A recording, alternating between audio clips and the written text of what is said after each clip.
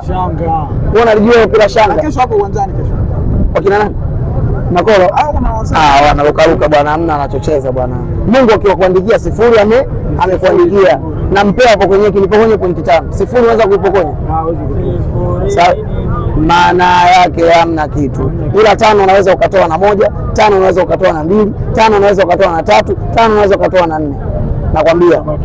Nakwambia Farabat mpeni taarifa, akicheza mechi yake leo ashinde asishinde na mfuata huko atajua mwenyewe, lakini mimi lazima niondoke na alama. Na ukishaona naondoka na alama, jijini mwako kwa Farabat kwa posti kabisa Yanga kafuzu, kwa sababu JS Kabylie hawezi kutoka. Yaani umeona Ahli tulivyomchezea, Ahli si mkubwa, lazima tukubali yeye na quality player. Tunacheza leo, tunajipania naye, uwezo wetu unashia pale, tunachukua point ya alama moja, si haba. Kwa hiyo sisi tunajitosheleza kwa nafasi yetu, wanaokuja tupo nao sawa, tunauana nao. Historia inaonyesha kwamba nyinyi hamjai kufunga kwa adhabu.